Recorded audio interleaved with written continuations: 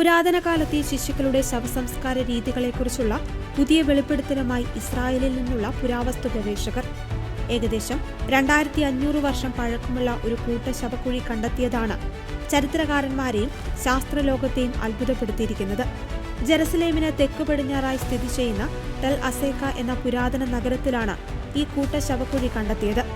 Tel Aviv സർവകലാശാലയിലെ പുരാവസ്തു ഗവേഷകരാണ് ഈ കണ്ടെത്തലിന് പിന്നിൽ. 2013 ഒരു പഴയ ജലസംഭരണി കുഴിക്കുന്നതിനിടയിലാണ് നൂറുകണക്കിന് ചെറിയ എല്ലുകൾ ഗവേഷകർ കണ്ടെത്തിയത്. BC 6-ാം നൂറ്റാണ്ടിനും 5-ാം നൂറ്റാണ്ടിനും ഇടയിലുള്ള പേർഷ്യൻ ഭരണകാലത്താണ് കുട്ടികളെ ഇവിടെ അടക്കം ചെയ്തതെന്നാണ് കരുതപ്പെടുന്നത്.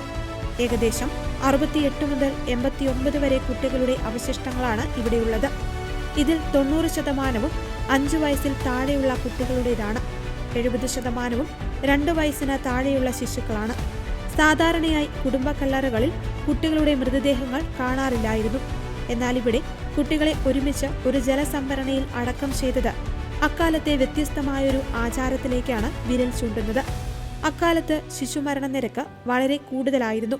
10-ൽ 5-6 കുട്ടികൾ 4 വയസ്സ് തികയുന്നതിന് മുൻപ് തന്നെ മരണപ്പെട്ടിരുന്നു.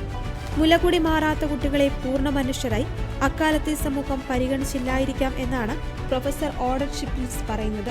അതുകൊണ്ടായിരിക്കാം അവർക്ക് പ്രത്യേക ശവകുടീരങ്ങൾ നൽകാതെ ഇത്തരത്തിൽ അടക്കം ചെയ്തത്. ഇത് ഏതെങ്കിലും തരത്തിലുള്ള നരബലിയാണോ എന്ന സംശയവും ഉയർന്നിരുന്നു. എന്നാൽ അസ്ഥികളിൽ മുറിവുകളോ പൊള്ളലേറ്റ അടയാളങ്ങളോ ഇല്ലാത്തതിനാൽ ഇത് നരബലിയല്ലെന്നും സാധാരണ അസുഖങ്ങൾ ബാധിച്ചു മരിച്ച കുട്ടികളാണെന്നുമാണ് പ്രാഥമിക നിഗമനം. ബൈബിളിൽ ദാവീദും ഗോലിയാത്തും തമ്മിലുള്ള യുദ്ധം നടന്ന സ്ഥലമായി പരാമർശിക്കപ്പെടുന്ന ഇടമാണ് ടെൽ അസേക്ക.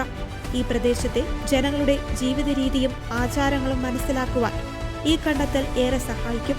നിലവിൽ ഈ അസ്ഥികൂടങ്ങളിൽ DNA പരിശോധന നടന്നുവരികയാണ്.